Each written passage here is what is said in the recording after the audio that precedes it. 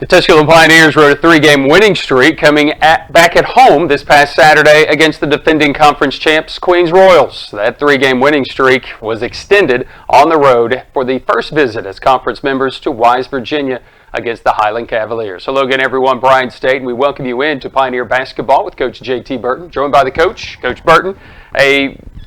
A week in which you go 1-1 that, I think you'd probably take, but with the exception that you have defeated both of these teams already this year. Let's start on Wednesday against the Highland Cavaliers. To me, what is amazing is that the fact that this team has dropped 13 conference games this season seems unfathomable, but just based on the talent and the way they play, I think Cameron Whiteside is a tremendous talent. We all know what Paris can do. He threw up 36 on us the first time that we played him.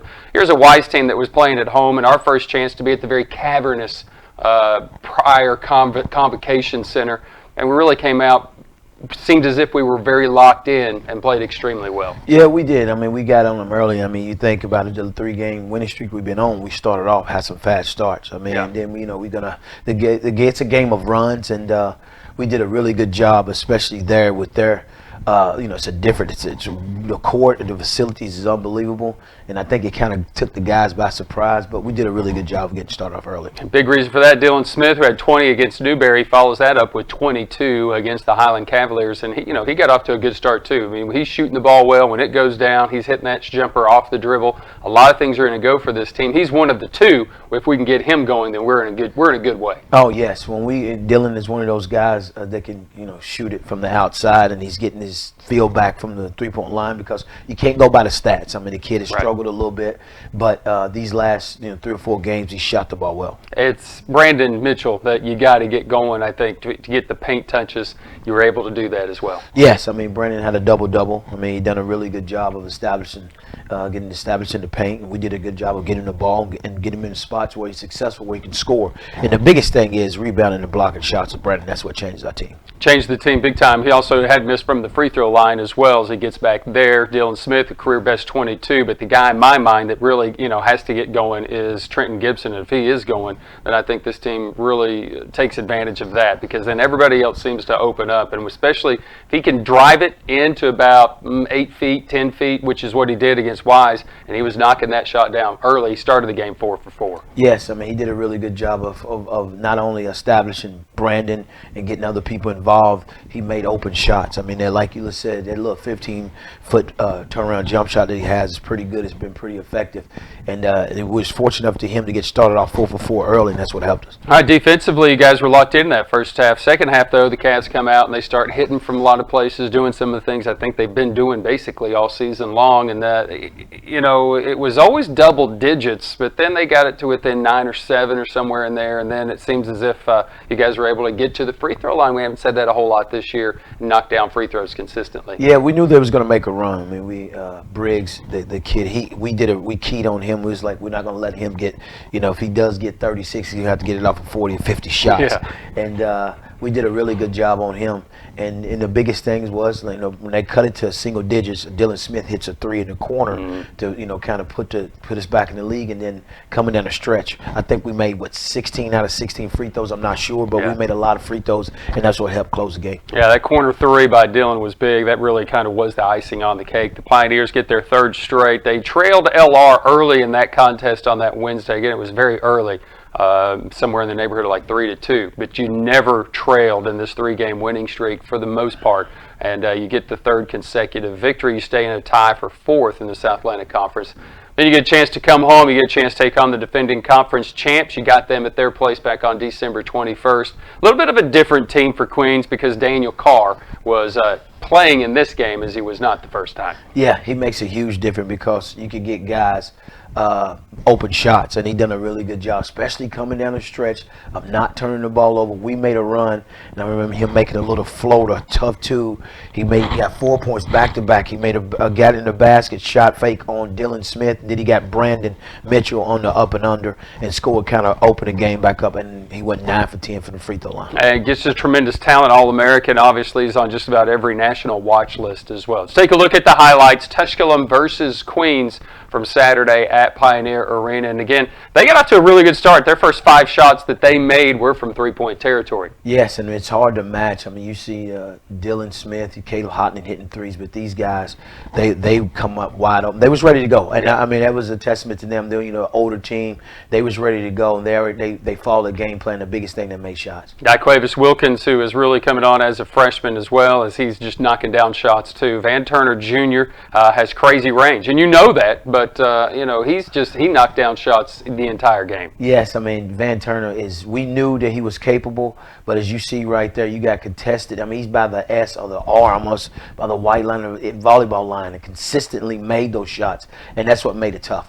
All right, Pioneer basketball team, though, after watching the three-point barrage, tried to get back into it in that first half, couldn't. They trailed at halftime, so you start this second half, and you've got to put together a run, but it's them. A little bit of a cold start in the second half. We did hit some shots, obviously, but Queens definitely hit a bunch of shots. Started, I think, 8 of 11 in the second half. And I think what they did is they did a really good job of keying on Brandon Mitchell, both on the defensive end and offensive end, meaning they kept him off the offensive boards and they kept him bodies on him all the time.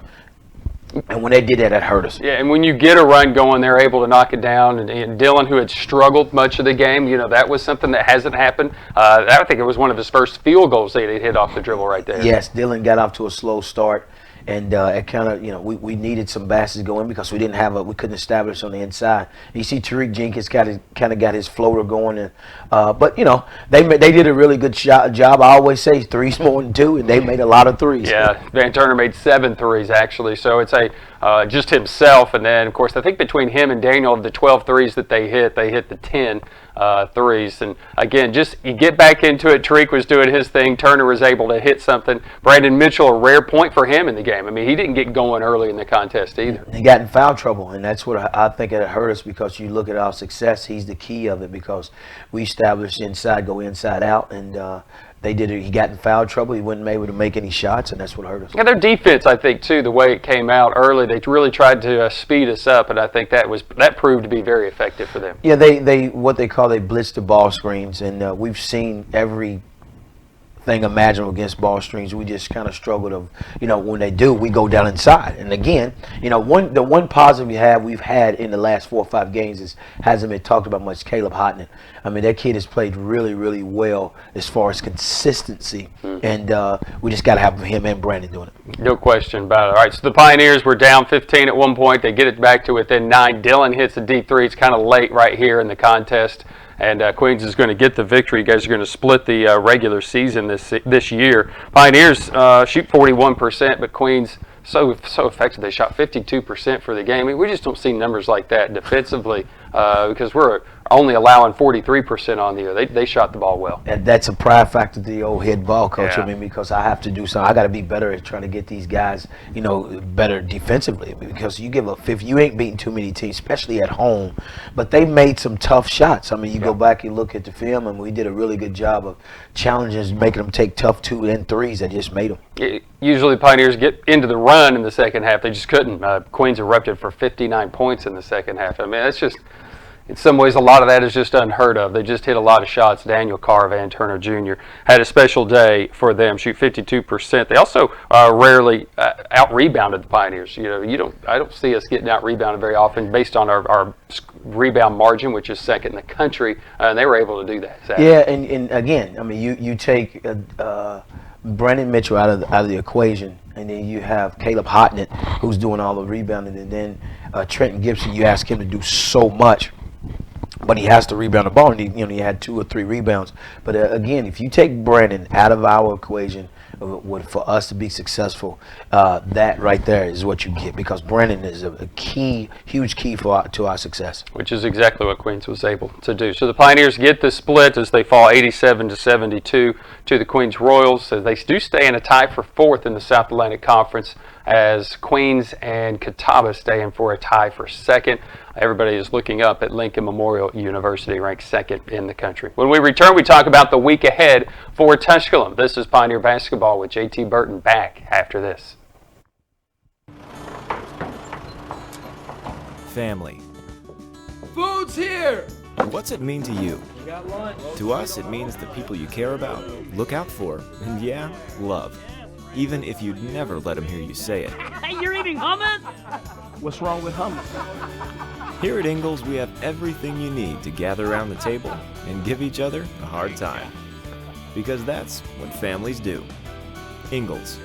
All the ingredients for family. Coach J.T. Burton. The week ahead for the Pioneers, Mars Hill and the road trip to Anderson. Let's start with Mars Hill on Wednesday. A game in which they had such a great game plan, hit knockdown shots. Jayshon Brooks looked great. And then all of a sudden we get back into it, take the lead for the first time.